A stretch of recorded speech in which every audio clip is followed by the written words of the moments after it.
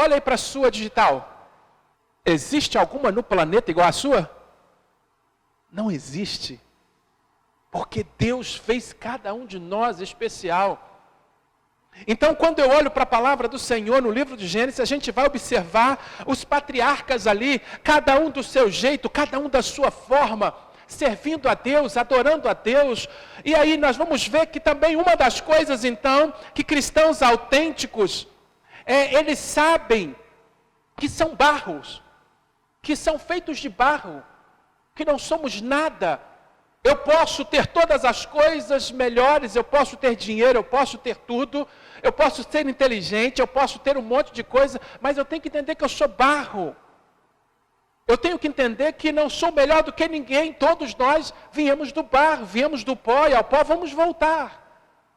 Essa carcaça aqui vai voltar para o pó de todos. Então, uma das coisas que a gente observa então, que os cristãos autênticos, eles entendem isso. E quando nós entendemos isso, queridos, nós não vamos desfazer de ninguém, achar que o outro é menor, e que eu sou melhor porque eu tenho uma casa melhor, porque eu tenho um carro melhor, porque eu tenho um carro do ano, o outro não tem, eu sou melhor. Não, não existe ninguém melhor do que ninguém. Amém? Não existe. Somos todos pó, somos todos barro. A única coisa então que de fato nos valoriza é quando nós reconhecemos quem Cristo é e aceitamos Ele como Senhor, como Salvador, pedimos a Ele para entrar. Aí sim eu tenho valor, porque é Cristo que está em mim, e agora sim eu tenho valor.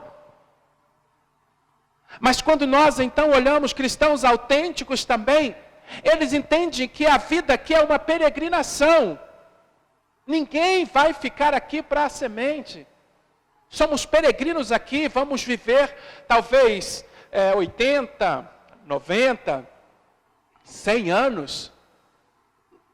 Alguns, como foi falado, tantos jovens morrendo, infelizmente, e a gente observa que isso é porque não obedece os pais terreno, porque quando se obedece os pais terreno e honra o pai terreno, a Bíblia vai dizer que os dias são prolongados. E não honra também o Pai Celestial. Então, não há bênção sobre as suas vidas. Então, nós temos que entender que não importa se eu viva 10 anos, 20 anos ou 100 anos, eu tenho que entender que sou peregrino aqui.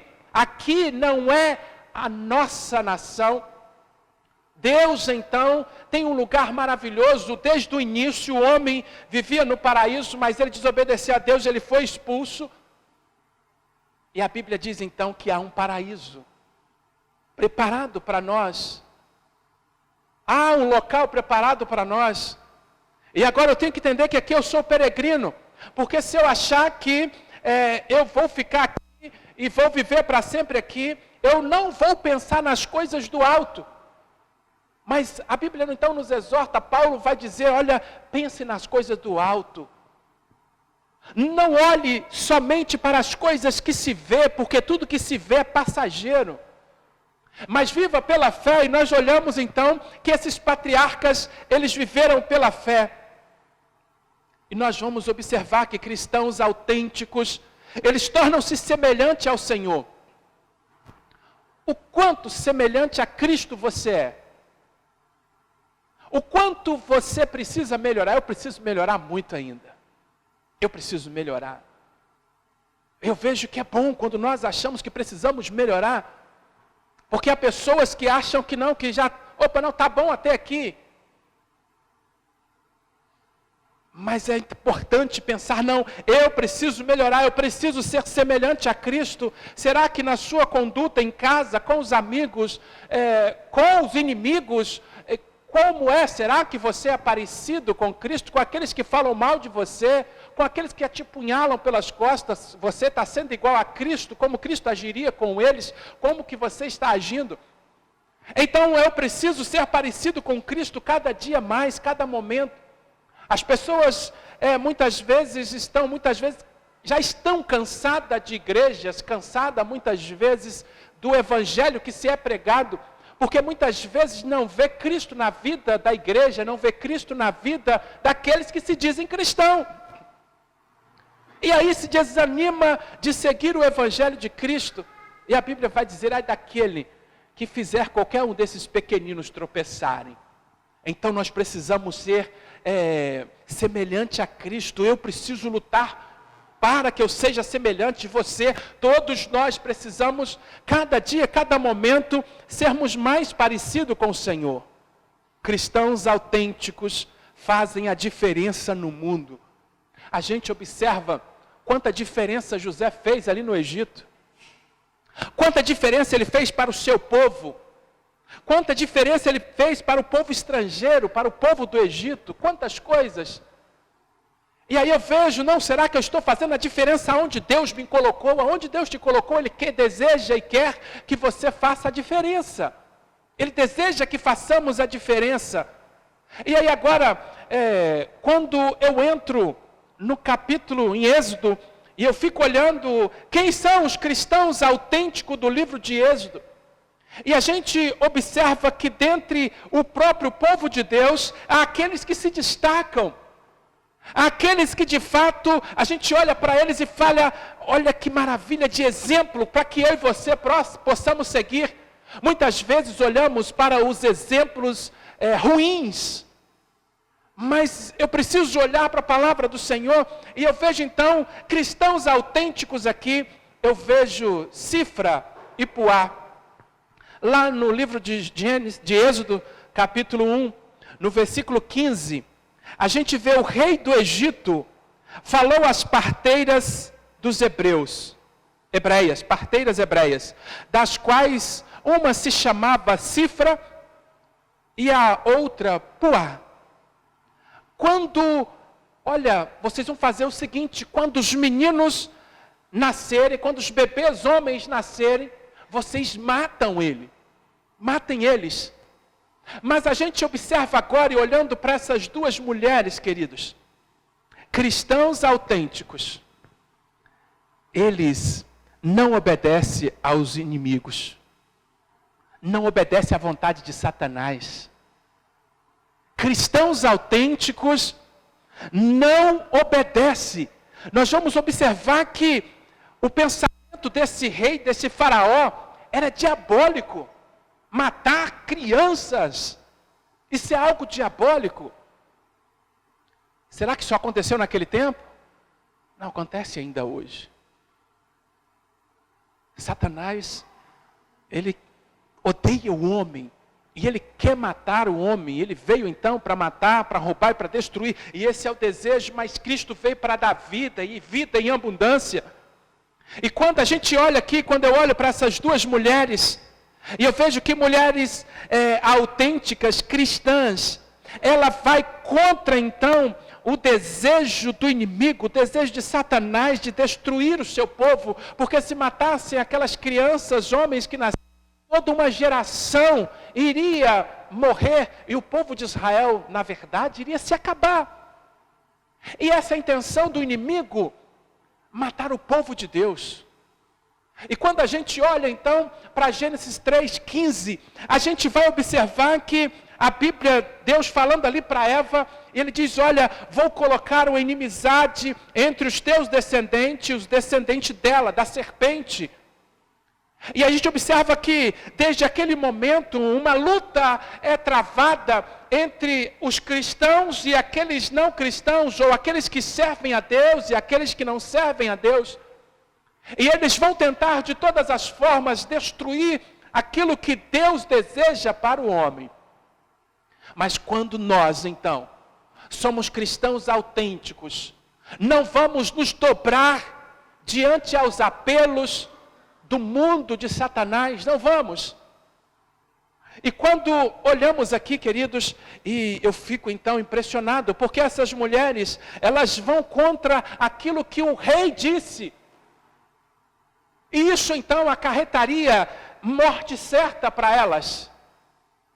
Mas elas, por certo, orientaram as suas ajudantes e diz, olha, vocês adiantam lá, só chama a gente quando algo já tiver bem adiantado, para quando nós chegarmos lá, vocês mesmos já resolveram as coisas. Eu vejo então que cristãos autênticos também usam a inteligência. Essas mulheres usaram a sua inteligência para que pudesse fazer algo ao favor do seu povo, do povo de Deus.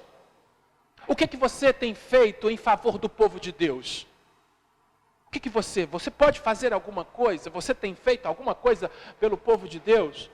E nós observamos aqui que essas mulheres vai contra todos o decreto daquele rei, daquele egípcio, porque ela entendeu que era importante conservar o povo de Deus. E queridos, quando nós olhamos aqui e vamos ver que este faraó, ele não fica satisfeito com isso.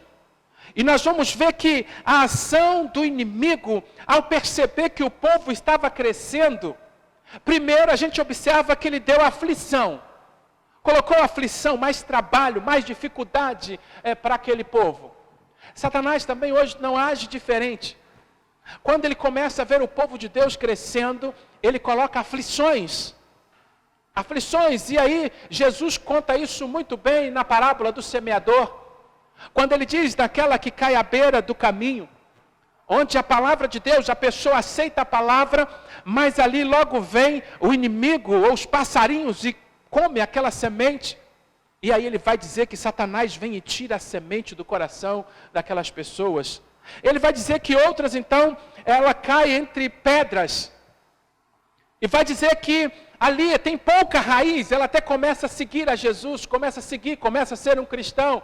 Mas tem pouca raiz, e quando vem o sol quente, novamente, aflições, e quando vem as aflições, ali então, ela para de seguir a Jesus, deixa de ser cristão, e vai dizer aquele que caiu no meio dos espinhos, e vai dizer que esses são aqueles que ouvem o Evangelho, aceitam o Evangelho, mas o cuidado da vida, os prazeres, ele diz, não, eu vou viver no mundo, vou viver nos meus prazeres, e agora não deixa a palavra de Deus germinar no seu coração.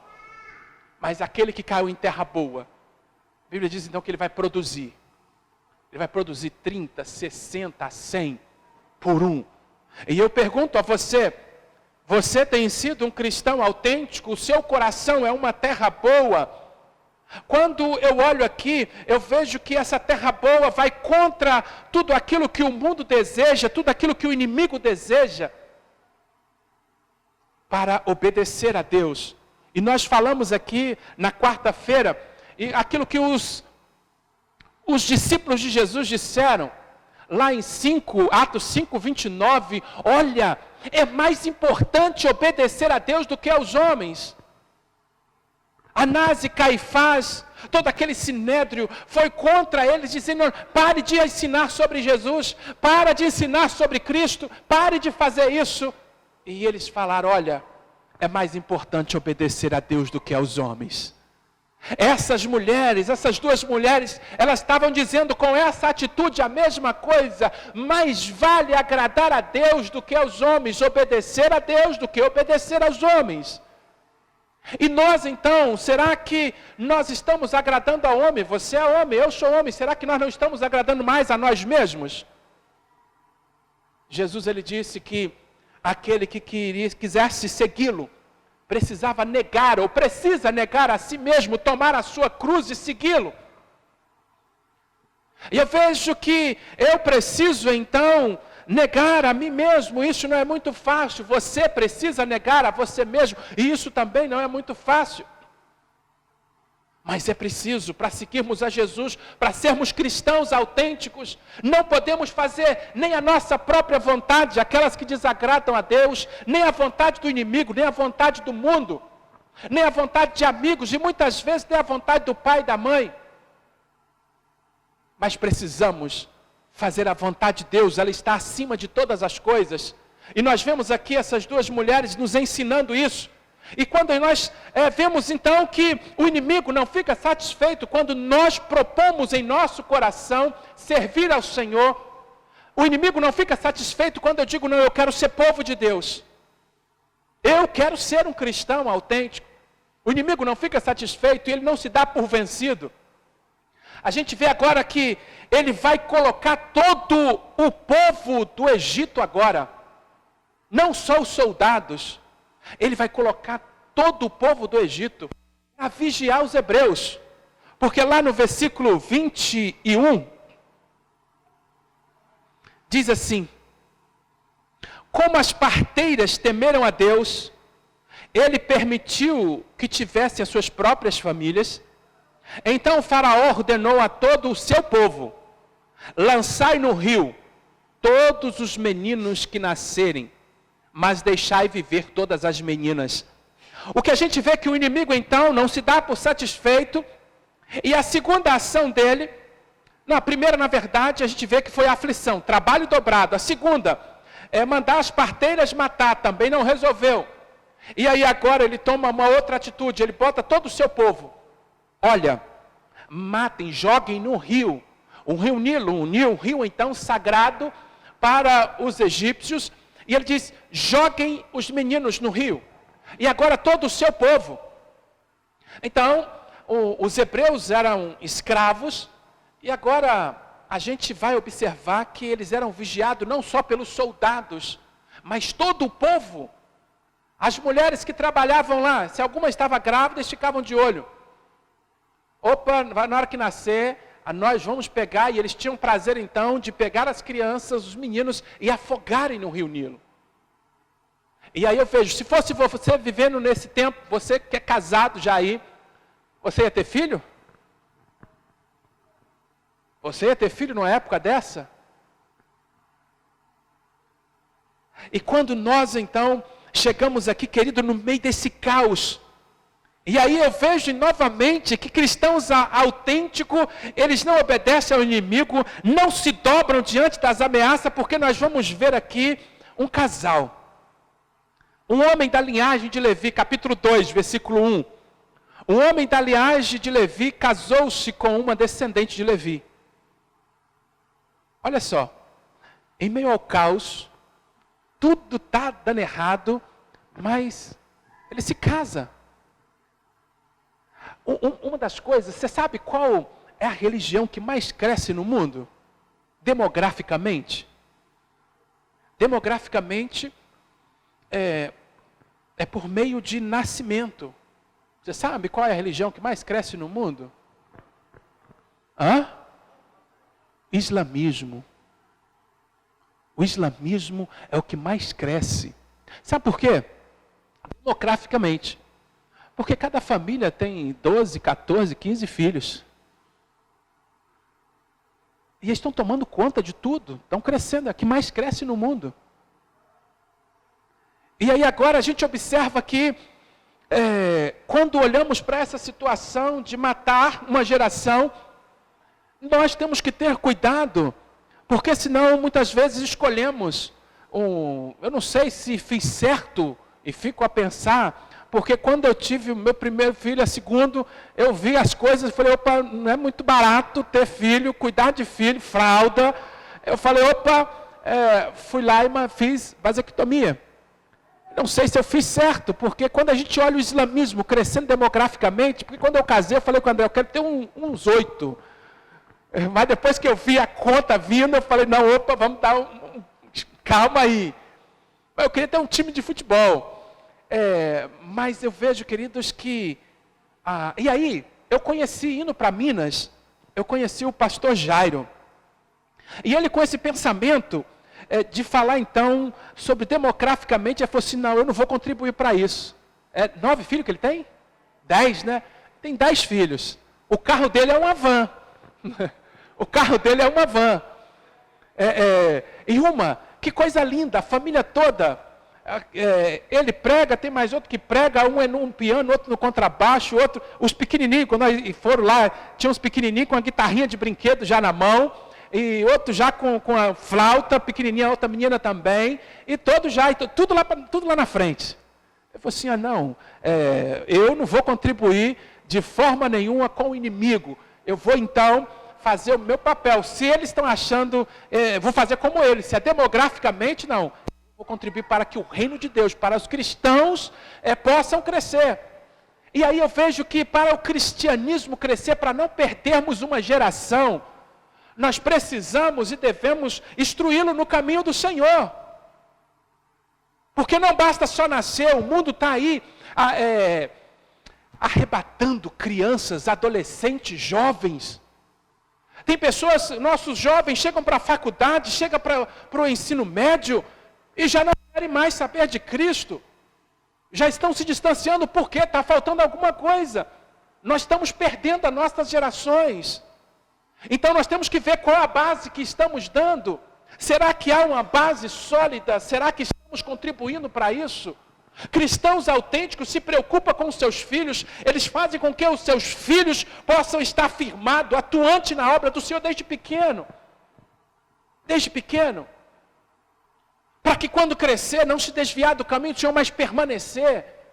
Eu vejo, queridos, que o inimigo tem agido no nosso meio, porque muitas vezes, e isso é uma realidade aqui, a gente pode perceber isso, que muitos filhos de crente não estão servindo ao Senhor, não estão na casa do Senhor. Então alguma coisa erramos, vamos continuar errando. Não, nós precisamos acertar isso, porque o inimigo ele tem tirado então, já não temos muitos filhos, no máximo então comeu aí 2, 3, olha lá, está bom demais, no máximo que temos, e ainda muitas vezes 2, 3, o mundo tem levado embora, o inimigo tem levado embora. Então temos que ter esse cuidado, temos que instruir, temos que ver coisas como fazermos para que as nossas crianças estejam aprendendo, estejam já servindo ao Senhor. E como é bom então vermos aqui, como foi no final do ano, as crianças já cantando, mas eu vejo que os pais em casa, compra instrumento, começa a colocar para tocar, cante, faz alguma coisa, coloca os filhos para servir o Senhor, para que eles tenham prazer em servir ao Senhor desde pequeno, porque assim você vai estar guardando o seu filho, guardando a sua família. Deus deseja que possamos então ter a família servindo, e quando eu olho aqui, mesmo diante desse caos, se casam e têm filhos. Nós vamos ver hoje então, há um grande problema sim, há uma grande dificuldade sim, a crise financeira está aí, mas se eles lá conseguem, por que nós não podemos conseguir também? Falta de fé. Eu fui falho nisso, eu não tive fé que eu ia ter condição de conseguir manter mais de 2, eu falei 2 é o suficiente, não tive fé, falhei. Então eu vejo, queridos, que nós precisamos viver pela fé. Quando eu olho então, cristãos autênticos, eles vivem pela fé. Quando eu olho para esse casal aqui, num caos como esse, você teria filho? Você teria? Faraó mandou matar, primeiro mandou matar, não conseguiu, mas agora manda afogar. Você queria ver um filho seu afogando lá no Rio Nilo? Não, de forma nenhuma. A gente não criamos filho para ver morrendo. De forma nenhuma. Mas vemos aqui, queridos, que agora esse casal, eles vão pela fé, eles não querem nem saber o que está acontecendo lá, eles casam, e agora eles têm 3 filhos. Mas quando eles tiveram a primeira filha, Miriam, a mais velha, tiveram Miriam, ainda não tinha esse problema. Não tinha esse problema, essa perseguição ainda. Teve Arão, mas ainda não tinha essa perseguição. Mas quando tiveram Moisés, estava no epicentro de toda essa problemática. E agora quando olhamos ali, cristãos autênticos, eles não se dobram diante das ameaças, eles agem com fé. E o agir por fé, queridos, a gente vai ver que, não sei como, mas eles conseguiram guardar aquela gravidez. Ela conseguiu até 3 meses depois do nascimento. Não sei, um irmão me contou aí, não sei onde foi, que uma menina, ninguém pensou que ela estava grávida, aí quando ela foi, falou que estava grávida, pensar que não, na outra semana já teve um filho. E pensando, não sei, alguém me contou essa história aí, não sei quem foi aí, mas falou, a menina conseguiu. Ninguém sabia que ela estava grávida, pensar que não, falou para os pais que estava, como foi, pensando que, aí foi no dia que marcaram para o chá de bebê. Aí não pôde nem ter o chá de bebê, porque ela já foi para o hospital ganhar o neném, todo mundo achando que estava, há alguns dias, já estava com 9 meses. Então, queridos, eles conseguiram, no meio vigiado ali, todo o povo, as mulheres eram escravas também nas casas, tinham que servir. Eu não sei como Joquebede, então, conseguiu esconder, mas Joquebede conseguiu esconder os 9 meses da sua gravidez. Agora também eu fico olhando, querido, o cuidado daquela família, porque vamos lá, tinha Arão, Arão é o pai de Moisés, Joquebede, a mãe, tinha agora Miriam, a irmã mais velha, e Arão, o irmão do meio. E agora, eu vejo que eles conversaram. E como eu vejo que cristãos autênticos precisam fazer a sua parte. Muitas vezes as pessoas esperam tudo de Deus. Mas eu vejo que eles então fizeram a sua parte. Por 3 meses, eles esconderam aquela criança. 3 meses, fazer com que o menino não chore. Olha, não é coisa fácil não. Quem tem menino aí sabe, 3 meses sem o menino chorar. Porque se chorasse, vizinhos ouviam. E os próprios mesmo podiam entregar. A mãe que viu o seu filho morrer, não. Se o meu morrer, o seu também vai morrer, vou te entregar também. Opa, não, soldados, as pessoas, tudo rodando ali, 3 meses. É o que diz aí então no versículo 2. A mulher engravidou e deu à luz um filho. Vendo que era bonito, escondeu durante 3 meses. Eu acho que esse negócio de bonito aqui, isso aí é só para dizer. Qual é a mãe que acha o filho feio? Fala aí. Eu nunca vi, não. Eu acho que a gente olha para os bichinhos assim, parece uns negocinhos assim de outro mundo. Mas que bonitinho, a gente vê a mãe, filho para a mãe, não é feio. Lá de casa, olha que coisa linda ali, olha. O Thierry também estava lá, lindos demais. Papai e mãe é isso, é tudo bonito. Agora os outros aí já não é igual. Então veja aqui que quando a Bíblia diz que ele era bonito, não, com certeza, os pais, qual pai que vai falar que o filho é feio? É muito difícil. Então, a gente observa aqui, queridos, que escondeu-o durante 3 meses. Eu vejo que aqui foi um trabalho em equipe. Trabalho em equipe. E trabalhando, cuidando daquele menino, para que ele não chorasse, para que as pessoas não vissem, esconder ele no meio de mais de 2 milhões de pessoas. Não é muito fácil, mas eles fizeram o papel deles. E eu vejo, queridos, que nós então precisamos trabalhar, família, trabalho em equipe, precisamos trabalhar em equipe para cuidar dos filhos, para instruir os filhos, para escondê-lo do mundo, para não deixar que o inimigo trague ele, e a melhor forma de esconder é apresentar Jesus, é falar sobre Jesus. E dessa forma você vai estar guardando o seu filho, a sua filha, ensinando o caminho do Senhor, dessa forma você vai estar guardando. E aí agora, mas chegou um tempo que, no versículo 3, não podendo, porém, escondê-lo mais tempo, pegou um cesto de junco e revestiu de betume e pinche, então pondo nele o menino, colocou-o entre os juncos à margem do rio. Mais uma vez, cristãos autênticos fazem a parte que lhes compete. Essa parte competia à família, e a família estava fazendo. E como professor também, a gente chega na escola e a gente observa que muitas vezes os pais acham que a escola vai consertar o filho. É a escola. Então joga o menino dentro da escola lá e diz aí, eu não estou conseguindo mais cuidar dele, não estou conseguindo mais domar, doma ele aí. Aí, outras vezes também vão jogar para a igreja. Não, a igreja vai cuidar. Não, quem tem que cuidar é a família, são os pais. Tem que estar empenhado em cuidar. E o que observa aqui então, que nós, os pais, precisam fazer a sua parte, a família precisa fazer a sua parte. Quando eu olho aqui, novamente, eles usando a inteligência, usando uma estratégia, nós precisamos usar estratégia para blindar os nossos filhos, para cuidar deles. Eles traçaram uma estratégia, eles viram um momento que a filha de Faraó ia ali se banhar naquele rio. E agora eles preparam aquele cesto, colocam ele naquele cesto, deixa a irmã vigiando. Então tudo uma estratégia, nada acontece por um acaso. Deus é aquele que age sobrenaturalmente, mas aquilo que você pode fazer, Deus não vai fazer. Aquilo que eu posso fazer, Deus não vai fazer. Então não basta dizer, Senhor, eu tenho fé que algo vai acontecer, que eu vou arrumar um serviço, eu quero um serviço e fica em casa. O serviço vai bater na casa dele? ele precisa fazer a sua parte. Ele precisa ir. Quando eu olho aqui, cristãos autênticos fazem a sua parte. Eles aqui agora, eles cuidam desse menino, eles preparam tudo, montam uma estratégia. E aí, queridos, este casal, eles entram para a galeria da fé, os heróis da fé.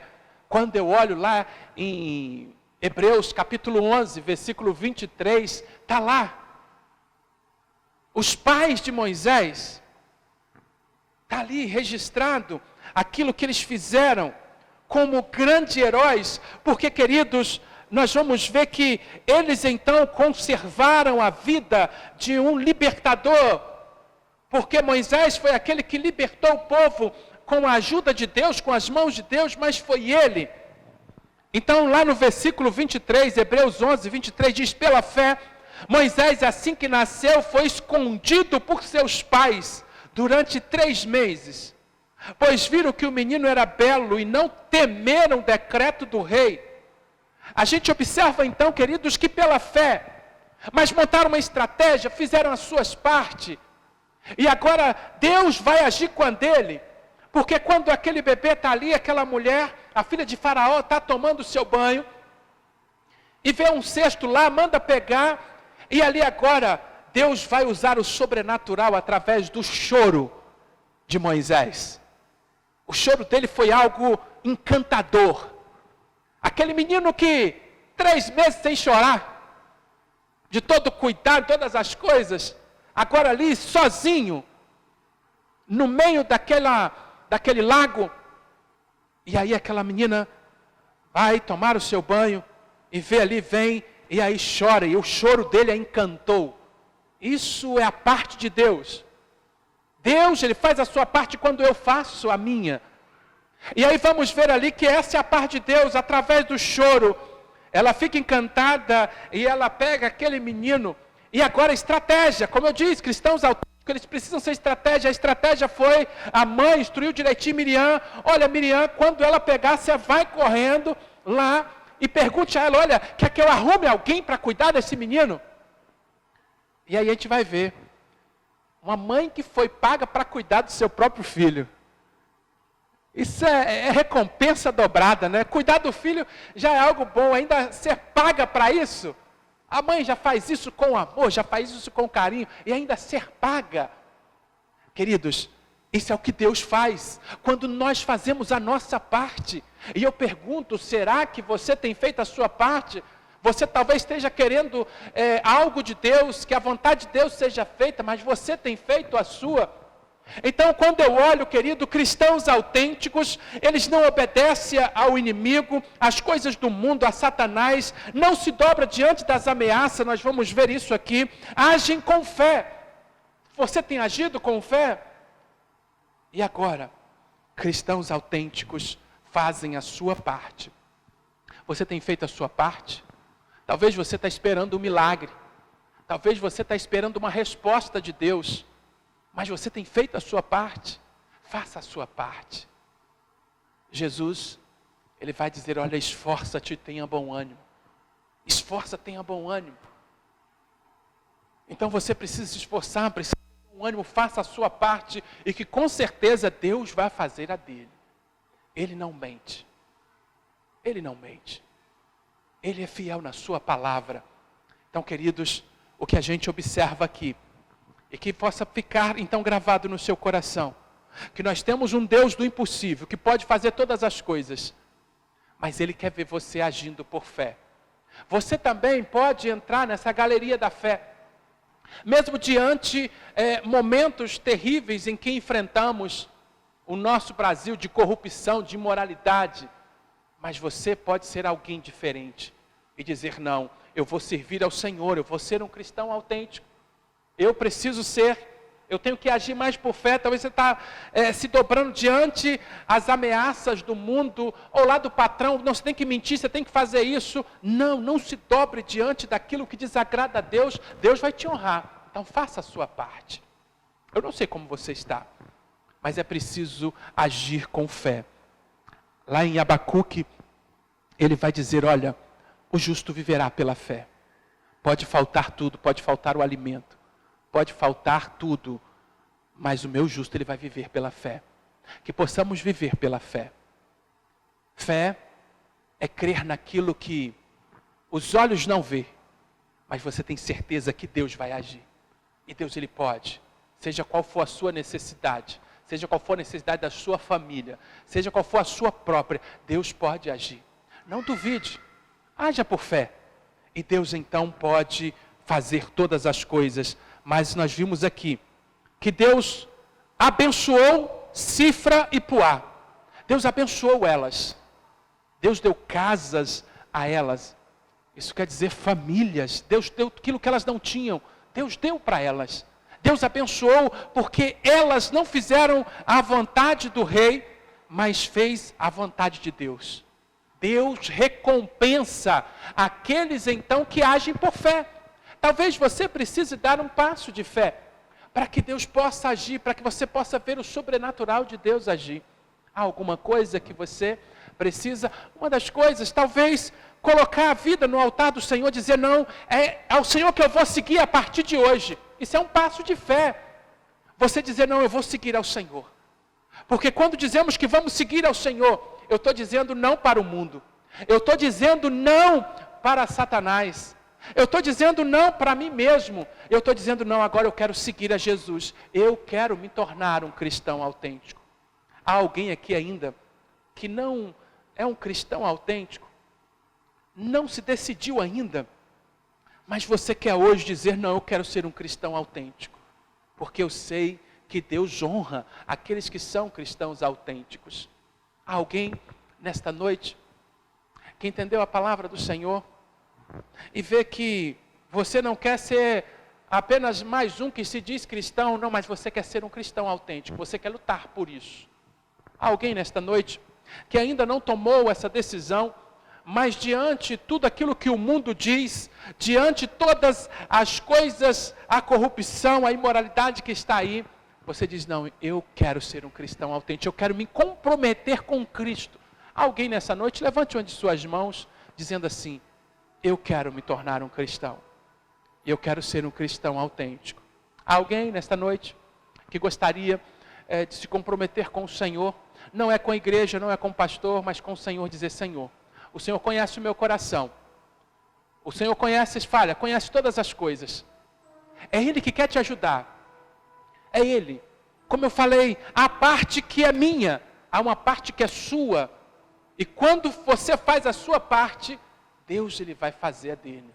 Há alguém nesta noite que ainda não se decidiu em ser povo de Deus, em seguir ao Senhor, mas ouviu a palavra e Deus está tocando no coração e você quer fazer esse compromisso com o Senhor?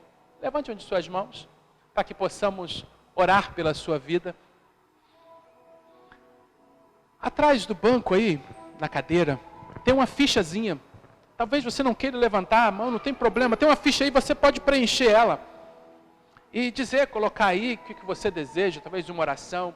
Talvez, não, eu quero sim. Essa noite Deus falou no meu coração, eu tenho um quadradinho aí. Você pode marcar, coloca o seu nome, a gente vai ligar para você, entrar em contato com você também. Mas saiba que Deus deseja que nos tornemos cada vez mais cristão autêntico. Eu quero me tornar um cristão autêntico. Cada vez mais. Eu quero melhorar.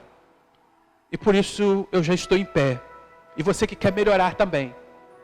Eu convido você a se colocar em pé.